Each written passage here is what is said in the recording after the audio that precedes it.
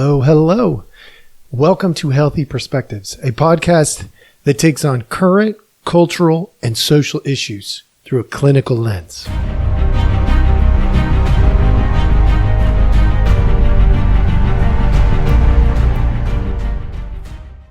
Hello, hello. All right, welcome back. Thank you so much for joining us. As always, we appreciate your time. Today's tip of the day: you don't have to announce every aspect of your identity. Matter of fact, digging a little further into that tip of the day, I actually think it's probably not in your best interest to announce every aspect of your identity. People need to figure you out also. They have a responsibility to invest in you. And if you stand around announcing every aspect of who you are and who you have been and who you were, well, frankly, that is a problem. I'm going to make a quick detour here. And I know we just rolled out of the gate, but my quick detour is this whole thing that went on with Trump last week and the 34 counts of felonies and all this stuff. I am going to come back to that, but I'm going to let the storm settle a tiny bit before I do, because I am a therapist. I am not a news broadcaster. I don't have this timeline crunch that a lot of other folks do. And, sometimes I'll rush things out there because I'm like, oh, this could use this conversation. But today, I don't think this is one of those times. I'm a therapist. I'm a counselor. I work to help people navigate the tumultuous waters that they are in. And this particular situation with this Trump, jury and all this stuff, it's just going to be more than I want to dig into in 15 minutes. And so I'm probably going to put together something on that, most likely in the next week or two. But don't hold your breath. I'm going to come at it from a clinical lens. And so for many people, as I've experienced, that will be an irritating lens for people to experience. But today, hey, it's June the 3rd. We are 3 days deep into what has been termed Pride Month, and other people are calling Pride Season. And I am going to address that directly, which I have done many times in the past. There is nothing here that is new. Okay. What my hope is that maybe people will hear it in a different way and therefore have a better understanding, a better way of going about the conversation. So again, the tip of the day: you don't have to announce every aspect of your identity. I was having a conversation with somebody the other day of like, why are we identifying sexuality as an integral part of identity? Well, that's an interesting conversation. As a therapist, I know some things about this. I've worked with lots of different people, lots of different situations. The main reason is because when our sexuality is impeded, it demands like 90% of our attention. That's why. When our sexuality, when we are able to have this happen, like, let's just take a couple. Well, let's just do a traditional couple just to address that particular audience and everybody else too, if you're really listening. A traditional couple, a male and a female. How often is sex part of the conversation? Well, when sex is going well, it's less than 10% of the thought process. When sex is not going well, it demands 90% of the attention. So think of it as like sex is like the really loud, tantrum-filled child. When the child is getting what they want, all is quiet, calm, and good. But if the child is not getting what they want, It's really loud, really obnoxious, and problematic. And so what we end up with is this scenario where, for the longest time, if you were a part of the LGBTQ community, you were told you are broken, dysfunctional, and be quiet. That's not a healthy response to that tantrum filled child. Now, I'm not saying everybody in the LGBTQ community is throwing tantrums. Let's be real. I think more and more what we're actually beginning to see is people in the LGBTQ community realizing that throwing these big, loud tantrums is actually costing them in their movement. It's actually making it harder for them to be able to talk in a reasonable way. And so we're starting to see this pendulum swing. There are people who are saying, like, look, the worst thing, this is a quote that I read.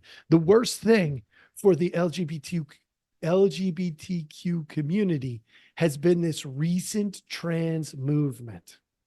Now, I'm not blaming the trans folks. Look, it's not my place to judge. But there's some reality painted in that. The trans movement has gotten really loud. It's that really loud kid screaming and throwing a tantrum in the grocery store. Everybody in the grocery store knows that this is unacceptable behavior. And yet, what's happening? Everybody's trying to just shut that kid up. Now, I'm not saying that that's right either, but that's what's happening, folks. And so the pendulum is beginning to swing toward a more reasonable. Is it there yet? No. Will it get there? I hope so.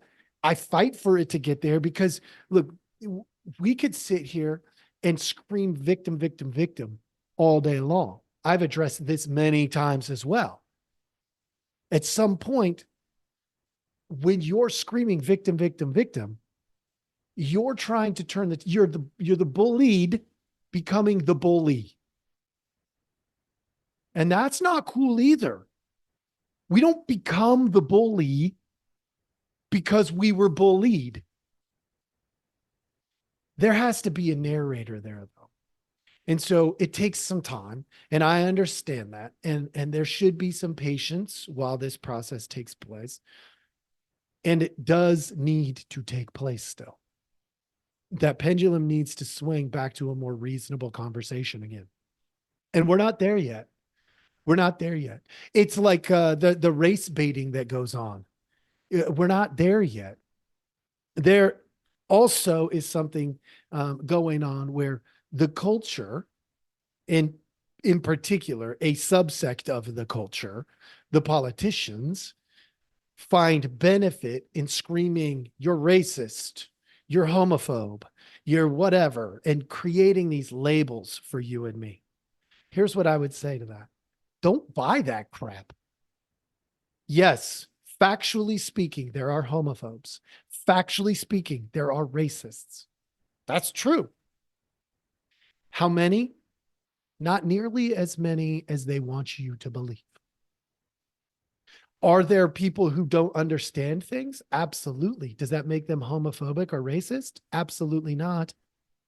Does that mean they have microaggressions going on? No. It means they lack understanding. They're not dumb people. They are uninformed people. So when somebody says something like that, rather than scream these obscenities and name calling and the stupid things that are going on, really simple thing. How about you say, "I'm not sure you understand what you're talking about."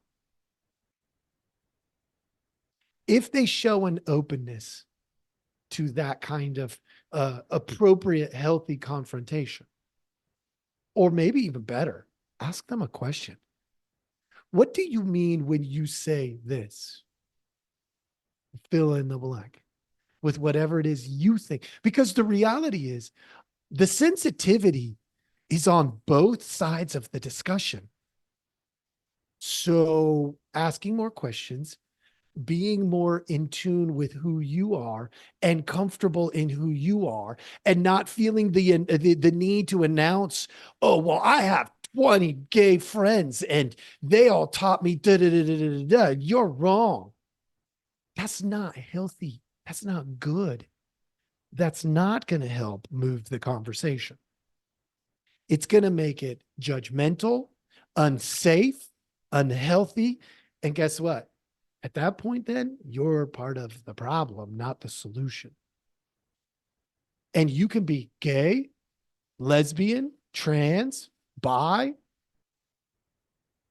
You could be you could be all of them as far as I am concerned. And you can still be right or wrong based on how you approach it. And my scale is actually much less than right and wrong. It's healthy and unhealthy. Are we dealing with truth? Are we being authentic? And are we being transparent? Do we set healthy boundaries? The truth of the matter here is, with Pride Month, to be honest, it shouldn't be a month. It shouldn't. Why do you get a whole month for Pride? Is that healthy? 1/12 of a year. Is that a healthy allotment? Now, do I really want to fight that fight? I don't really want to fight that fight. But it doesn't seem like a healthy allotment for a sexual preference. It just doesn't. At best, 3 weeks. Why? It's closer to the 10% mark of how much it draws attention. But even still, I think that would probably be more than is necessary. Because if you do that, like, at what point do you say hetero pride? Like, that's absurd. Isn't it just as absurd to say gay pride? If we can get to the conversation where it is equally absurd to say either, then we will have arrived at a place that's worth being. Because honestly, both of them are kind of absurd in the big picture. Once the pendulum stops swinging, at least. And my hope is that you'll get to that point. Now, one other thing I want to address before I let you go here today. I had this conversation with an up and coming therapist, a therapist that is not a therapist yet. They are actually in school to be a therapist. And they were talking about, what do you do? Because, it's pretty easy to see on my website and stuff. I am a Christian man that works really, really hard to be non-judgmental on all of these topics. And they said to me, how do you address, this sexuality as a Christian therapist? And I said, well, let me be real. First, I am the Christian. My therapeutic work is my gift to the world. So is it my place to judge somebody based on the Christian value set? No, it is not my place. I'm a counselor. What is my place is to be authentic and transparent. I don't hide that I'm a heterosexual Christian male. I also don't have to announce that. Can I help the people in front of me? Can I love them and care about them or not? If I can love them and care about them and help them through their stuff, whatever their stuff is that they're presenting, then I'm a good therapist for the situation. And if I can't, I need to be honest about that and say, you'd find better success with somebody else. So for me, I don't have a problem with it. So I have a bunch of clients that are part of the LGBTQ community, and that's fine. Is it my beliefs? Look, I don't have to believe what they believe. I have to do my best to understand their paradigm, their history, their present, their hopes and fears for tomorrow. Now, if I can't set my belief system aside, that doesn't mean I let go of it. Set it aside and love them for the people that they are. Well, one, I feel like I'm not a very good man if I can't do that. Because I get people who come into my office and they're not Christian at all. They're not hetero at all. They're not, they're dealing with suicidal thoughts. I don't have to deal with suicidal thoughts of my own to help somebody navigate the world of their own suicidal thoughts.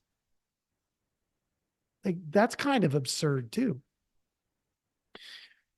So, you know what? I'm going to caveat one more time before I finish. I just had one that came to my mind.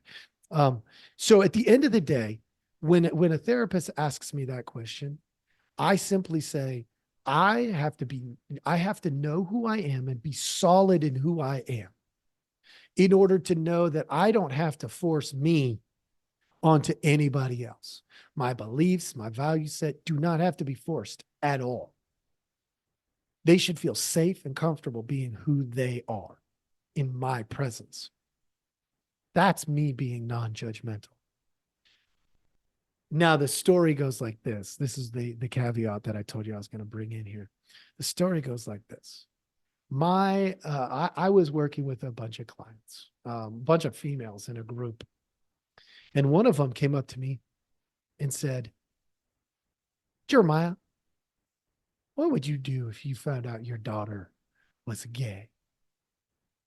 And she was clearly trying to catch me off guard and all this stuff because I got a couple of kids. And I said, point blank, and this was not a planned response. This is actually, at the time that this happened, I had never been asked that question. It was a brand new question to me. They were trying to catch me off guard, which was kind of good because, it really put me in a position to really think about on the spot. And within like a half a second, I said, look, I would love her. My duty as a parent, first and foremost, is to love my kid. My duty as a therapist, as a clinician, as a counselor, is to first and foremost, obviously within reasonable boundaries, love my clients. Now, I'm not going to love my clients the same way I love a kid. That would be unprofessional, unethical, illegal to love a client like I love my wife. Right? Like, there's certain boundaries there, but it's still the same thing. Love people. If you can't do that with the person sitting in front of you, back away from them. Give them space. Yeah, do that. Start there and let's see what happens. To circle back, one of the indicators that we will know we are arriving to this conversation, the more appropriate, the one about appropriate, healthy, authentic love, where you don't have to announce every aspect of your identity. Once we start seeing that happen, folks, we're getting somewhere. So do your best to make that happen. Do your best to see if you can get it there. I hope this was helpful. Thank you so much for joining us, and I hope you have a wonderful day.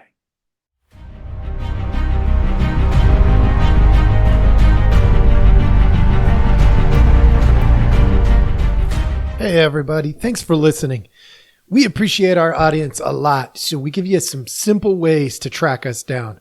Please like, subscribe, and follow all the podcasts on different platforms, but you can also email us at healthyperspectives@protonmail.com, or you can check out our website at healthy-perspectives.com/podcast. It's a backward slash. So if you want to go to our landing page, if you go to healthy-perspectives.com, you'll still find us. You just got to click on the podcast button. Thank you so much.